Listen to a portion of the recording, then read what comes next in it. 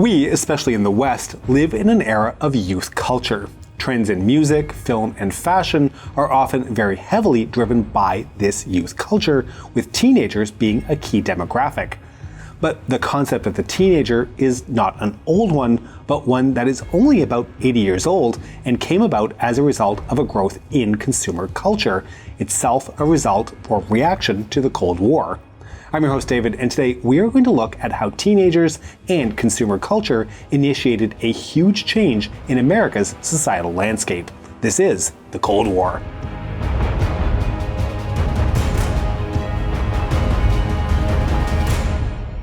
I take advantage of every opportunity in my life to learn new and different ideas and concepts, which is why I am so glad to be working with the sponsor of today's video, Magellan TV. Magellan TV offers documentaries on a wide range of topics, including telling the stories of the rise and fall of nations. How China Got Rich tells the story of Communist China's 40-year rise to global prominence and how it lifted its people from poverty. And make sure to check out other China-focused documentaries on Magellan TV, including China's Special Forces. And the good news is Magellan TV has much more than that. There are more than 3,000 documentaries waiting for you. I really love the nature documentaries as they let me explore the world all in stunning 4K from the comfort of my own home. New documentaries are added weekly and available on most devices, including phones and PCs. Magellan TV has a kind and exclusive offer for our viewers. Click the link in the description to get a 1-month free trial and watch hundreds of history documentaries anytime, anywhere. So the concept of the teenager is one that rose up from practically nothing in the post-Second World War era of the Cold War. In fact, the term teenage and teenager seemed to spring from almost nowhere in the early 1940s. Of course, this new age group didn't actually come out of nowhere. At the start of the 20th century, psychologist G. Stanley Hall had conceived of the idea of adolescence as a psychological state that was distinct from childhood or adulthood. In addition to this theorizing, there came a long string of economic and labor law changes that led to American children and teens being freed from their responsibilities of labor that had existed in earlier centuries. Unfortunately, child labor had been a major part of the economic history of America until the early 20th century. Since the late 19th century, organizations had been advocating for restrictions on child labor with varying amounts of success.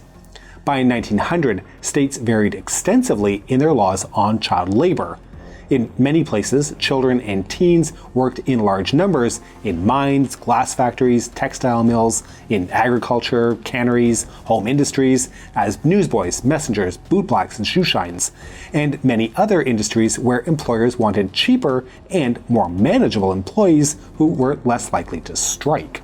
The National Child Labor Committee was one of the main forces working to end child labor and their work, along with the push to provide free, compulsory education for all children, eventually resulted in legislative action. In 1938, the Fair Labor Standards Act was passed. This act created a minimum wage and the concept of time and a half for overtime, but it also prohibited the employment of minors in oppressive child labor. Without these changes, it is unlikely that the concept of the teenager as its own unique psychological and cultural category would have become a part of American or European society, outside of the upper classes, that is. The major difference between being a child and having adult responsibilities would have continued to be based on when a child had the strength and motor function to enter gainful employment in many economic classes. The New York Times published an article in 1945 titled "A Teenage Bill of Rights," which outlined 10 points of rights that teens should have in the aftermath of the Second World War. It was meant to be something of an instruction manual for parents of teenagers and included things like the right to say about their own life, the right to make mistakes, the right to have fun and companions, and the right to struggle towards his own philosophy of life, which seems to indicate that it was becoming more accepted that teenagers were a group that was different from children or adults and needed to be treated differently from both. One of the major contributors to the creation of the culture of teenagers was the public school system. Between 1920 and 1936, the number of teenage students in high school more than doubled from 30% enrolled to 60% due to the push for compulsory education systems. Enrollment in high school, rather than being forced to work alongside adults, gave teenagers a unique opportunity to develop their own culture as they spent more time in school with their peers on a daily basis than they did at work or with family. However, the largest factors in the creation of teenage culture in the post-war period was the growth of suburban life, the post-war economic boom, and the rise of consumer culture that came with the beginnings of the Cold War. The post-war period saw an increase in family units moving into the suburbs, aided greatly by the Servicemen's Readjustment Act of 1944, better known as the GI Bill, which, among other things, gave returning veterans the opportunity to get mortgages for new houses, often in developments which were being built outside the city. One aspect of the Cold War's impact on society at the time was especially noticeable in the suburbs, and that was the pressure to conform. Magazines like Life encouraged the strict conformity of post-war social norms in their coverage of teenage life. A photo essay entitled Tulsa Twins was published in Life by photojournalist Nina Lean. In the photos, she visually presented social norms and encouraged teens to follow them, especially the girls. In one photo, one of the essay's twins is shown seriously concentrating on hanging laundry with an accompanying statement about how 1947 teens think of marriage much more seriously than their wartime equivalents. The other half of the same page shows the same girl, Betty, wearing a very feminine dress alongside a photo of popular girls' hairstyles and other fashion accessories. Another page in the magazine says, "Boys and parties, they are what a girl thinks about most," along with pictures of the twins at a party alongside suit-wearing boys who take the lead in dancing. This photo essay constructed a careful narrative about the societal norms that teens were expected to conform to. The same narrative can be seen in popular television at the time, like Father Knows Best, Leave It to Beaver, and The Adventures of Ozzie and Harriet, which depicted a very traditional family structure with strict gender roles for the entire family. Even the Donna Reed show, which focused on a much more assertive role for the mother, was still safely depicting the expected societal norms of the time. Society clamped down on nonconformity due to fears of communism, but if there's one thing we know about teens, it's that expecting them to conform to the norms their parents push on them is often going to have the opposite effect. Teenagers rebel. That's nothing new, even if the term teenager is. As far back as the 5th century BCE, Socrates noted that the youths have bad manners, contempt for authority, disrespect for older people. And Cora Harris in the early days of the Great Depression wrote that, "We have made it so easy for them that too many of them have become unfilial and egotistical." The youth, whatever they were called at the time, have always been the focus of ire by the previous generation. So rebellion became a part of the teenage subculture as well. Teenagers who rebelled were labeled as juvenile delinquents or antisocial. In 1953, J. Edgar Hoover published an FBI report warning that the nation can expect an appalling increase in the number of crimes that will be committed by teenagers in the years ahead. One of the most remembered depictions of this behavior was in Marlon Brando's 1953 film, The Wild One, which contains the quote, "Hey Johnny, what are you rebelling against?" To which Johnny replies, "What do you got?" The implication is clear that teenagers are rebelling just for the sake of rebelling, not because they have a real purpose behind it. Regardless, the film was popular, as was the Hollywood genre of films about the rebellion and restlessness of teens, which was a theme that appeared regularly throughout the 1950s, with 1953's Rebel Without a Cause, 1955's Blackboard Jungle, and 1958's High School Confidential as some of the notable films of the decade. But keep in mind, films about teenage rebellion and delinquency were not getting made in Hollywood because adults were clamoring to see them. Hollywood was marketing these films to teenagers, and many other industries followed along with that trend. Which brings us to the other reasons that the teenage subculture rose up and became cemented into Western culture in the post-war period. consumer culture. Massive economic expansion hit the United States after the end of the Second World War, which was likely a relief to many after the pre-war years of the Great Depression and the rationing of the war years. A booming economy saw nearly full employment in the United States, and many Americans soon surpassed their parents in their standard of living. The children of this generation came into families with more disposable income and an economy that was focused on conspicuous consumption as a result of the Cold War. Capitalism versus socialism, keeping up with the Joneses, became a patriotic duty, and Americans were definitely doing their part. The middle-class culture of the 1950s was extremely preoccupied with acquiring of consumer goods. However, if you wanted to consume, you needed products to buy. Consumption of luxury goods and home appliances had grown in the 1920s for adults, but in the post-war period, for the first time, children also became the focus of marketing and businesses, with toy stores flourishing in the immediate post-war period. Between 1939 and 1947, the number of workplaces where toys were made increased from 821 to 2,198. However, it wasn't long before consumer culture recognized the potential of the new teen subculture growing in the United States and began to try to tap into it through marketing.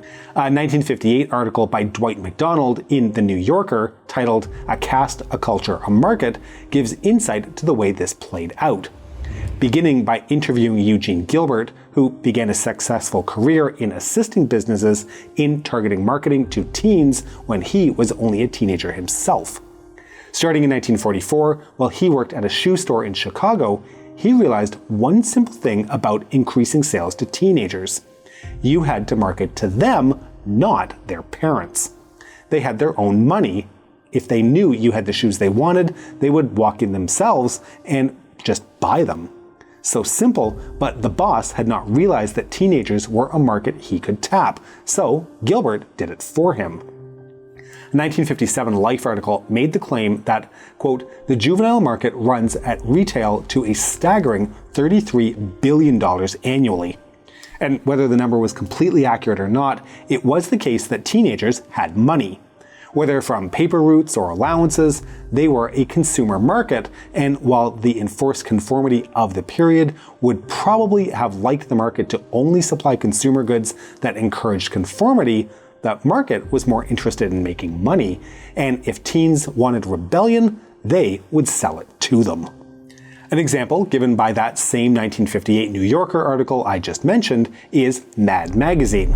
Published first in 1952, by 1958 it had a circulation of 1 million and served up content that was not at all encouraging of the conformity demanded by society. The New Yorker article pointed out that while the magazine was popular because it expressed teenagers' cynicism about the world of mass media, so full of hypocrisy and pretense, so governed by formulas, but also points out that Mad had their own formulas and pretense and spoke the same language as all the media it mocked. Mad was a product carefully packaged to be marketed to a consumer as much as the Donna Reed Show or Leave It to Beaver had been. It was just a different market to capitalize on. However, rebellion wasn't all that teenagers wanted. Back in Hollywood, there were other genres of the 1950s that grew up to cater to the tastes of the teen audience. Returning to the New Yorker article, A Caste, a Culture, a Market, it points out that teenagers were a massive market for films, and Hollywood took their tastes very seriously as a result.